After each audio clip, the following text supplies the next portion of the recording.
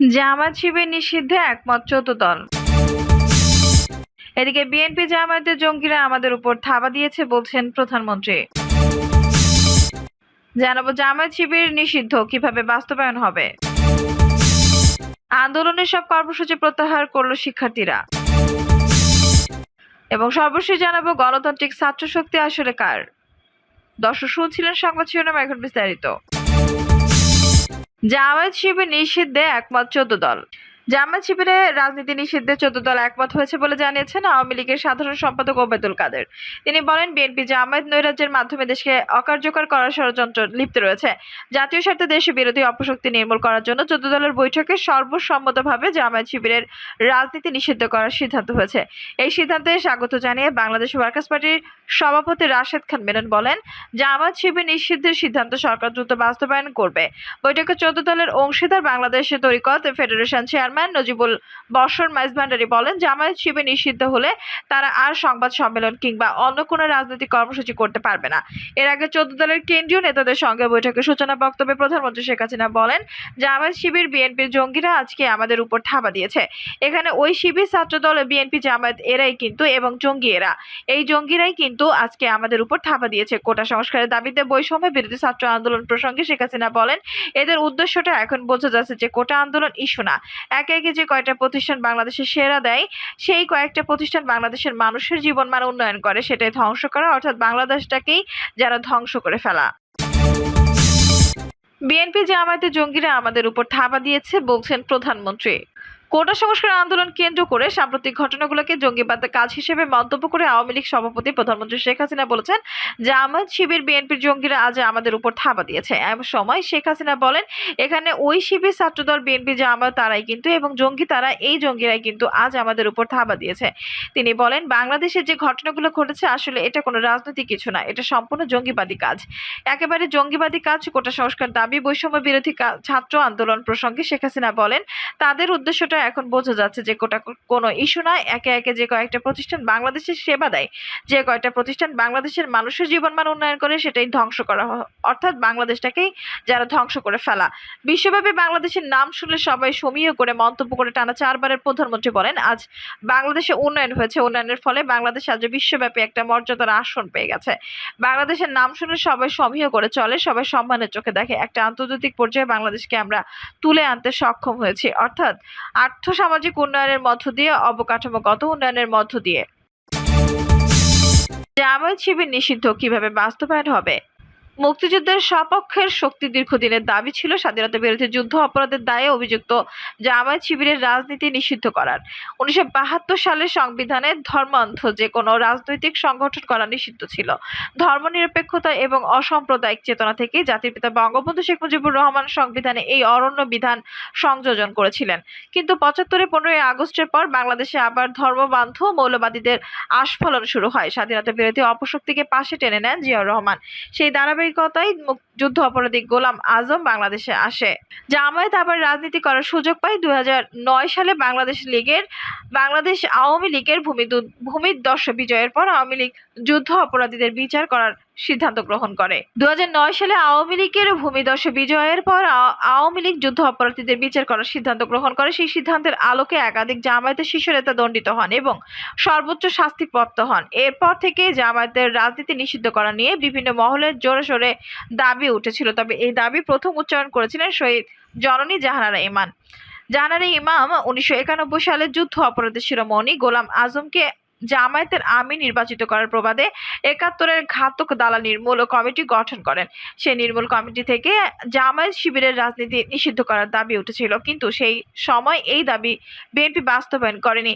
পরবর্তীতে আওয়ামী লীগ সরকারও বিষয়টিকে এড়িয়ে গেছে। ২০১৮ সালে নির্বাচন কমিশন জামায়াতের নিষিদ্ধ নিবন্ধিত বাতিল করে এবং তার দাঁড়িপাল্লা প্রতীককে নিষিদ্ধ ঘোষণা করে। এরপর থেকে জামায়াত আসলে অনিবন্ধিত একটি রাজনৈতিক দল এবং তাদের দলীয় কোনো প্রতীক নেই, কিন্তু তারপরও জামায়াত সারা দেশে সংগঠিত হচ্ছে এবং নতুনভাবে সন্ত্রাস এবং সহিংসতার মাধ্যমে দেশকে অস্থিতিশীল করার চেষ্টা করছে। বাংলাদেশের সুপ্রিম কোর্টের হাইকোর্ট বিভাগেও জামায়াত শিবির নিষিদ্ধ করা একটি রিট আবেদন ছিল। সেই রিট আবেদনটি দীর্ঘদিন ধরে বিচারাধীন অবস্থায় পড়ে আছে। দ্বিতীয় বিশ্বযুদ্ধের পর জার্মানিতে নাৎসি নিষিদ্ধ করা হয়েছে। যুদ্ধ অপরাধের দায়ে হয় অভিযুক্ত যে কোনো রাজনৈতিক দল নিবন্ধীয় করাটা সেই দেশের একটি আইনি প্রক্রিয়ার ব্যাপার এবং সব দেশ একটি করা হয়ে থাকে। এমনকি মার্কিন যুক্তরাষ্ট্রের সন্ত্রাসী সংগঠন হিসেবে চিহ্নিত করে উগ্র বাম কমিউনিস্ট পার্টিকে নিষিদ্ধ করা হয়েছে। সেই বিবেচনায় স্বাধীন বাংলাদেশ জামায়াত শিবিরের রাজনীতি করাটাই একটি বৈষয়িক ব্যাপার। তবে এবার আওয়ামী লীগের ঘুম ভেঙেছে। অবশেষে আওয়ামী লীগ জামায়াত শিবিরের রাজনীতি নিষিদ্ধ করার নীতিগত সিদ্ধান্ত নিয়েছে। আজ রাতে প্রধানমন্ত্রী শেখ হাসিনার সভাপতিত্বে অনুষ্ঠিত আওয়ামী লীগের আদর্শিক জোট 14 দলের সভায় জামায়াত শিবিরের এই সিদ্ধান্ত পরে প্রথম যে প্রশ্নটি এসেছে তা হলো এই সিদ্ধান্ত কিভাবে বাস্তবায়িত হবে। আইনজ্ঞ এবং বিশেষজ্ঞরা বলেছেন দুভাবে এই বাস্তবায়নটি হতে পারে। প্রথমত, একটি বাস্তবায়নের সহজ প্রক্রিয়া হলো সংসদে আইন পাশ করতে হবে এবং আইন অনুযায়ী জামায়াত শিবিরের রাজনীতি নিষিদ্ধ করা যেতে পারে। দ্বিতীয়ত হলো যে মামলাটি আদালতে বিচারাধীন আছে সেই মামলাটি নিষ্পত্তির মাধ্যমে জামায়াত শিবির রাজনীতি নিষিদ্ধ করা যেতে পারে। কারণ যুদ্ধ অপরাধের জন্য গঠিত আন্তর্জাতিক ট্রাইব্যুনালে জামায়াত শিবিরকে সরাসরি যুদ্ধ অপরাধে সম্পৃক্ত বলে ঘোষণা করা হয়েছিল। এখন দেখার বিষয় সরকার কোনোভাবে জামায়াত শিবিরের রাজনীতি নিষিদ্ধ করে একটি সংসদে আইন পাশের মাধ্যমে করে নাকি আদালতের মাধ্যমে করে। আন্দোলনের সব কর্মসূচি প্রত্যাহার করল শিক্ষার্থীরা। সরকার মূল দাবি মেনে নেওয়ার সব আন্দোলন কর্মসূচি প্রত্যাহার করেছে। কোটা সংস্কার আন্দোলনের নেতৃত্ব দেওয়া বৈষম্য বিরোধী ছাত্র আন্দোলন। নাহিদ সহিংসতায় আহত নিহত হওয়ার ঘটনায় নিন্দা জানিয়ে দ্রুত বিচারের দাবি জানিয়েছেন। একই সঙ্গে শিক্ষা প্রতিষ্ঠান খুলে দেওয়ারও আহ্বান জানিয়েছেন। এই সময় আন্দোলনের আরও 5 সমন্বয়ক উপস্থিত ছিলেন। আন্দোলনের অন্যতম এই সমন্বয়ক বলেন, কোটা সংস্কার আন্দোলন তার প্রেক্ষিতে উদ্ভূত পরিস্থিতিতে অনেকে অপ্রত্যাশিতভাবে আহত এবং নিহত হয়েছেন। এছাড়া রাষ্ট্রীয় উপস্থাপনায় সংযোজন নানা সহিংস ঘটনা ঘটেছে। আমরা এই সকল ঘটনা তীব্র নিন্দা জানাই। সুষ্ঠু তদন্ত সাপেক্ষ দ্রুত বিচারের দাবি জানাচ্ছি। নাহিদ বলেন, আমাদের প্রধান দাবি ছিল কোটা যৌক্তিক সংস্কার, যা ইতিমধ্যে সরকার পূরণ করেছে। এখন শিক্ষার সুষ্ঠু পরিবেশ নিশ্চিত করার লক্ষ্যে দ্রুত শিক্ষা প্রতিষ্ঠান খুলে দেওয়ার জন্য সরকারের প্রতি জোর আহ্বান জানাই। সার্বিক স্বার্থে আমরা এই মুহূর্ত থেকে আমাদের কর্মসূচি প্রত্যাহার করছি। 2018 সালে সরকারি চাকরির প্রথম ও দ্বিতীয় শ্রেণীতে কোটা বাতিল করে জারি করা পরিপত্র হাইকোর্টে অবৈধ ঘোষণার প্রতিক্রিয়ায় শিক্ষার্থীদের এই প্ল্যাটফর্ম টানা আন্দোলন চালিয়ে আসছিল। এক পর্যায়ে দেশের পাবলিক বিশ্ববিদ্যালয়ের সাথে বেসরকারি বিশ্ববিদ্যালয়ের শিক্ষার্থীরা আন্দোলনে যোগ দেয়। তাদের সঙ্গে স্কুল ও কলেজের শিক্ষার্থীদেরও দেখা যায়। কর্মসূচির অংশ হিসেবে তারা বাংলা ব্ল্যাকেট নামের অবরোধও দেয়। এক পর্যায়ে কমপ্লিট শাটডাউন ঘোষণা করে বৈষম্য বিরোধী ছাত্র আন্দোলন। কর্মসূচিতে চলাকালে রাজধানী সহ সারা দেশে আন্দোলনকারীদের সাথে পুলিশের সরকার সমর্থকদের সংঘর্ষ হয়। বিশ্ববিদ্যালয়গুলো ক্লাস পরীক্ষা স্থগিত হয়, হল খালি করার নির্দেশ দেয়। অন্য শিক্ষা প্রতিষ্ঠানে বন্ধ করে সরকার। গত 18 জুলাই আন্দোলনকারীরা সরকারি বিভিন্ন উপস্থাপনায় আগুন দেয়। ব্যাপক ভাঙচুর হয় রাজধানী সহ দেশের বিভিন্ন স্থানে। পরিস্থিতি সামাল দিতে 19 জুলাই রাতে কারফিউ জারি করে সরকার। বেসামরিক প্রশাসনকে সহায়তায় মোতায়েন করা হয় সেনাবাহিনী। কোটা সংস্কার আন্দোলন ঘিরে নাশকতা সহিংসতায় 147 জন নিহত হয়েছেন বলে জানিয়েছে সরকার। এদের মধ্যে সাধারণ মানুষ, শিক্ষার্থী, আওয়ামী লীগ ও সহযোগী সংগঠনের নেতাকর্মী, সাংবাদিক এবং পুলিশের কয়েকজন সদস্য রয়েছেন। এদিকে শুক্রবার বিকেলে গণস্বাস্থ্য নগর হাসপাতাল থেকে আন্দোলনের 3 সমন্বয়ক নাহিদ ইসলাম, আসিফ মাহমুদ ও আবু বাকেরকে নিয়ে যাওয়া হয় গোয়েন্দা হেফাজতে।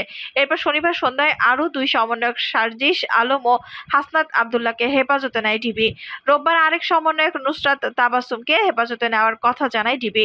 এদিকে ডিবি হেফাজতে নেওয়া শিক্ষার্থীদের গ্রেপ্তার করা হয়নি বলে জানিয়েছেন স্বরাষ্ট্রমন্ত্রী আসাদুজ্জামান খান কামাল। রোববার সচিবালয়ে এক সংবাদ ব্রিফিংয়ে তিনি বলেছেন, পুলিশ যদি মনে করে তারা ঝুঁকিমুক্ত তখনই তাদের ছেড়ে দেওয়া হবে। গণতান্ত্রিক ছাত্র শক্তি আসলে কার? কোটা সংস্কার আন্দোলনের নেতৃত্ব দিচ্ছে আসলে গণতান্ত্রিক ছাত্র শক্তি। এই ছাত্র সংগঠনের একাধিক নেতা কোটা সংস্কার আন্দোলনের সমন্বয়কের ভূমিকা পালন করছে এবং এই আন্দোলনের কলকাঠি তারাই নাড়াচ্ছে। কোটা সংস্কার আন্দোলন পরিচালনায় নেতৃত্ব দেওয়া প্ল্যাটফর্ম বৈষম্য বিরোধী ছাত্র আন্দোলনকে নির্দলীয় দাবি করা হলেও এর নেতৃত্বে রয়েছেন একাধিক ছাত্র সংগঠনের শীর্ষ নেতা। সমন্বয়কদের নামে তালিকায় প্রথম 10 জনের মধ্যে 5 জনই গণতান্ত্রিক ছাত্র শক্তির গুরুত্বপূর্ণ নেতা। এই সংগঠনের নেতারাই আন্দোলনের নীতি নির্ধারণে গুরুত্বপূর্ণ ভূমিকা পালন করছে। উল্লেখ্য যে 5 জন গণতান্ত্রিক ছাত্র শক্তির শীর্ষ পর্যায়ের নেতা। তারা হলেন গণতান্ত্রিক ছাত্র শক্তির কেন্দ্রীয় সদস্য সচিব নাহিদ ইসলাম, ঢাকা বিশ্ববিদ্যালয় কমিটির আহ্বায়ক আসিফ মাহমুদ, যুগ্ম আহ্বায়ক আব্দুল কাদের এবং সদস্য সচিব আবু বাকের মজুমদার ও যুগ্ম সদস্য সচিব আব্দুল হান্নান মাসুদ। ডাকসুর সাবেক ভিপি নূর হকের নেতৃত্বাধীন সংগঠন গণ অধিকার পরিষদ থেকে বেশ কয়েকজন নেতাকর্মী বেরিয়ে গণতান্ত্রিক ছাত্র শক্তি গঠন করেন। গত বছরের 4 অক্টোবর ঢাকা বিশ্ববিদ্যালয়ের ডাকসু ভবনের সামনে সম্মেলন করে এই সংগঠনের যাত্রা শুরু করে। প্রশ্ন উঠেছে, গণতান্ত্রিক ছাত্রশক্তি আসলে কার? অনুসন্ধান করা দেখা গেছে গণতান্ত্রিক ছাত্রশক্তি আসলে জামায়াত ইসলামী এবং ইসলামী ছাত্র সংগঠনেরই একটি শাখা রূপ। বাংলাদেশে যখন কমিউনিস্ট আন্দোলন নিষিদ্ধ হয়েছিল তখন যেমন ন্যাপ এর ব্যানারে কমিউনিস্টরা জড়ো হতেন, ছাত্র উন্নয়নের পাশাপাশি ছাত্র সমিতি করে কমিউনিস্ট লেবেল ঘোচানোর চেষ্টা করা হতো। ঠিক তেমনি ভাবে এই সময় জামায়াত ইসলামী ছাত্র শিবিরের বাইরে গণতান্ত্রিক ছাত্রশক্তিকে বিকশিত করতে চাইছে। বাংলা ইনসাইডারের অনুসন্ধানে দেখা গেছে নুরুল হক নূর যখন কোটা আন্দোলন শুরু করেন তখন জামায়াত ইসলামের সঙ্গে তার ঘনিষ্ঠ সম্পর্ক ছিল। জামায়াতের অর্থায়নে প্রথমবারের মতো 2018 সালের কোটা আন্দোলন সংগঠিত হতে হয়। এই সময় নূরের সাথে জামায়াতের সম্পর্কের কথা ছিল ওপেন সিক্রেট, কিন্তু নূর উচ্চাভিলাষী, তিনি বেশি দিন জামায়াতের সঙ্গে থাকেননি। বিশেষ করে ডাকসুর ভিপি নির্বাচিত হওয়ার পর তিনি জামায়াতের সঙ্গে আস্তে আস্তে সম্পর্ক কমিয়ে ফেলতে শুরু করেন। এই সময় নূর তার নতুন রাজনৈতিক পরিকল্পনা বাস্তবায়ন করতে শুরু করেন এবং ডাকসুর পদ ছেড়ে দেওয়ার পর তিনি নতুন একটি রাজনৈতিক দল গঠন করেন, যেখানে তিনি শাহ এএম.এস কিবরিয়ার পুত্র রেজা কিবরিয়াকে আহ্বায়ক করেছিলেন। কিন্তু সেই রাজনৈতিক দল টেকেনি। যখন নূর জামায়াতের মুঠো থেকে বেরিয়ে যায় তখনই গণতান্ত্রিক ছাত্রশক্তি পরিকল্পনা নেয় জামায়াত ইসলাম। জামায়াত ইসলাম জানে যে ইসলামী ছাত্র শিবির নামটি নিয়ে অনেকের অ্যালার্জি রয়েছে। বিভিন্ন শিক্ষা প্রতিষ্ঠানগুলোতে ইসলামী ছাত্র শিবিরের ব্যাপারে স্পষ্ট নেতিবাচক মনোভাব রয়েছে এবং তাদেরকে প্রতিহত করার ব্যাপারে মুক্তিযুদ্ধের সকল পক্ষের একটি সুস্পষ্ট অবস্থান রয়েছে। ঠিক এই কারণেই তারা গণতান্ত্রিক ছাত্রশক্তি প্রতিষ্ঠা করে। গণতান্ত্রিক ছাত্রশক্তি গোটা আন্দোলন সহ ছাত্র সমাজের বিভিন্ন ইস্যু ভিত্তিক আন্দোলন করবে, কিন্তু তারা আসলে মূলত জামায়াতের লক্ষ্য এবং উদ্দেশ্য বাস্তবায়ন করবে। গণতান্ত্রিক ছাত্রশক্তি আসলে জামায়াতের একটি অঘোষিত উইং, যারা শিক্ষা প্রতিষ্ঠানগুলো একটি অবস্থান তৈরি করবে এবং যে অবস্থান উপর ভিত্তি করে ছাত্র শিবির এবং জামায়াত তাদের আদর্শ এবং নীতি বাস্তবায়নের চেষ্টা করবে। দর্শক, এই ছিল এখনকার সর্বশেষ সংবাদ। নিউজটি ভালো লাগলে অবশ্যই একটা লাইক দিন, কমেন্টে আপনার মূল্যবান মতামত জানান। সবসময় আমাদের পাশে থাকতে সাবস্ক্রাইব করে বেল বাটনটি অন করে রাখুন। ধন্যবাদ।